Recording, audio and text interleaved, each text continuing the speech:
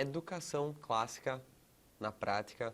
Nesse vídeo eu quero compartilhar com você alguns métodos práticos de como eu, Diego, um dos sócios, um dos fundadores aqui da Zoe Christian School, faço para estar incentivando e lendo a Bíblia com meu filho desde muito jovem. Então, como é que a gente pode estar pegando aí algumas ferramentas da educação cristã clássica e aplicando na vida prática dos nossos filhos?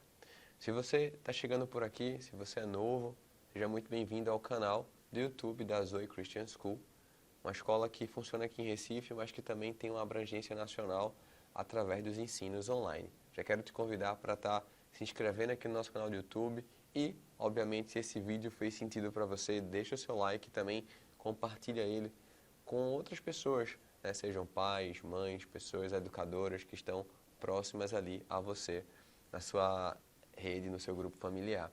Pessoal, nesse vídeo eu quero compartilhar para você algumas estratégias de educação clássica que a gente utiliza aqui em casa e que também vão poder estar abrindo a mente para vocês. Eu sempre tive a meta de estar lendo a Bíblia Sagrada ali com meu filho, sendo que se você já abre ali no Gênesis e começa a fazer aquela leitura, dependendo da idade do seu filho, obviamente vai ser um choque de realidade, às vezes é difícil ele começar a compreender, é difícil ele também parar para ouvir. Então a gente tem que entender que na educação clássica a gente tem todo um processo. A educação clássica ela é baseada em 3 pilares: gramática, lógica e retórica. Essa primeira etapa da gramática seria o famoso vocabulário. A gente tem que trazer vocabulário para que a pessoa possa começar a compreender todo e qualquer ensino. É assim com a Bíblia, mas é assim também com outras coisas que a gente queira estar estudando. Você quer absorver um novo conteúdo, qual é a ideia? Escuta, escuta, escuta, vários e vários inputs diferentes para você ganhar familiaridade e depois partir para o campo da lógica, começar a concatenar as ideias, não é verdade? Mesma coisa vai ser ali com a leitura com o nosso filho. Então, primeira coisa que eu fiz, fui trabalhando ali aquelas Bíblias ilustradas, Bíblias infantis, que você, geralmente todo mundo tem, né, que ganha e tal, aquelas bibliazinhas bem simplesinhas. Então fui lá fazendo aquela leitura de maneira sistemática, trazendo uma rotina, então todo dia, no horário ali da noite, 6 horas, depois de jantar, beleza, lendo lá. Chegou um ponto que a gente já tinha lido tantas bíblias diferentes, infantis, e você com certeza já observou que não tem todas as histórias nela, que eu decidi, pô, eu tenho que dar um próximo passo, mas ir lá para uma bíblia já, a Bíblia Sagrada, às vezes pode ficar e pode ser um pouco difícil. O que é que eu fiz? Uma dica que eu dou para vocês é a Bíblia em Ação. Ela é uma Bíblia ilustrada, a Bíblia do Sérgio Cariello. É bem bacana, o vocabulário ele já é mais elevado e você vai ter praticamente todas as histórias ali da Bíblia de maneira super legal e também ilustrada. Ah, Diego, eu nunca encontrei, nunca vi para vender, sei lá, aqui próximo a mim, uma livraria. Vai na Amazon, você vai encontrar a certeza. E ela é uma percussora, tá? Ela é uma das primeiras que foi feita dessa forma, mas se eu não me engano, hoje eu já dei uma pesquisada, tem outros modelos também. Essa foi a que eu comprei, que eu gostei. E eu notei, logo quando eu fiz essa transição, quis entrar nesse modelo ali, teve uma certa resistência, meu filho achou um pouquinho difícil, né, o vocabulário até mais rebuscado, mas tudo bem, a gente conseguiu fazer essa transição, terminou ela toda. E uma coisa que é muito bacana é trazer essa noção de início, meio e fim. Para você ter uma ideia nessa Bíblia, a Bíblia em Ação, até as cartas apostólicas, o livro de Atos ali, ele é relatado. Então traz uma noção muito bacana para a criança do Gênesis ao Apocalipse. Beleza. E a gente já foi antecipando para Guilherme, nosso filho, que, olha, você está virando um big boy, você está virando um menino grande, né? A gente vai começar a fazer a leitura da Bíblia em sua literalidade. A gente vai pegar a Bíblia Sagrada aqui e vai começar a ler, beleza? Beleza. Então a gente já foi antecipando para ele e trazendo uma meta que quando acabasse a gente estaria entrando na outra Bíblia. O que a gente fez também? Uma dica aí bacana, a gente foi lá comprar com ele. Então eu fui lá com ele, fui na livraria, disse, qual que você quer comprar, né? Não vai ler a minha, vai ser uma sua, diferente. Ele foi lá, escolheu e beleza. Dicas aí interessantes dentro desse processo também. Algo que a gente também preza muito na educação clássica é a alfabetização fônica, a criança ir aprendendo o som de cada letra. E o que a gente pode estar fazendo para ficar fácil? Comprando bíblias que tenham letras grandes, em vez de ser aquela miudinha que a gente é tão acostumado. E à medida que você vai lendo, seja com a caneta, seja com o seu dedo, você vai passando e vai trazendo o som de cada uma das letras para ele ir, obviamente, decorando e memorizando. Isso é uma das um dos apetrechos, né, uma das ferramentas da educação clássica. Uma outra coisa também que é muito bacana é a questão da memorização. Então, Diego, como é que a gente pode memorizar? Como é que a gente pode deixar essa parte do vocabulário ainda mais rica, mais consolidada, para que depois, quando a gente possa ir migrando naturalmente para o campo da lógica? Óbvio que você tem que respeitar a idade de cada criança. Guilherme está com 5, vai fazer 6. Então, ele está bem nesse momento de transição.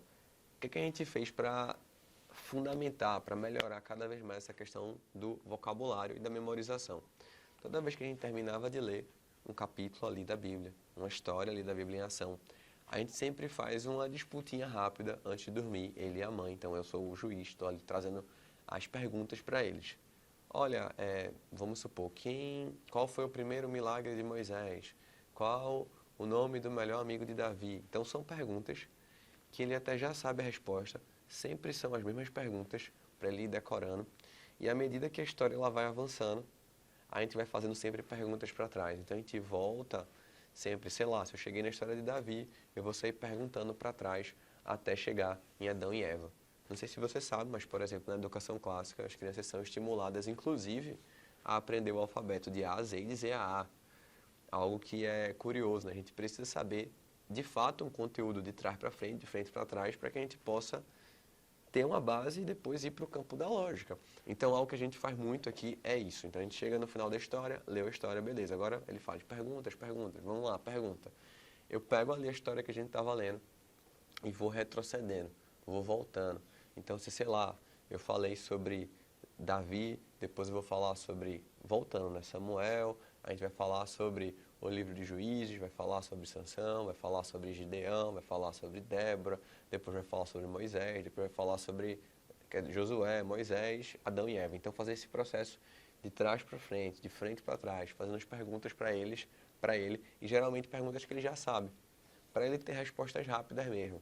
Perguntas rápidas, perguntas rápidas, perguntas rápidas. Beleza. Como a gente já fez todo esse processo, acaba que a gente consegue entrar, né, agora que a gente está fazendo a leitura literal da Bíblia, fica mais fácil de você ir fundamentando os assuntos, trazendo um maior respaldo para ele. E também uma coisa que é curiosa, te permite começar a avançar e adentrar no campo da lógica. Vou dar um exemplo bem prático aqui para vocês e que você pode estar utilizando ali para começar a fomentar no seu filho e ver se ele já está entrando nesse momento ou não.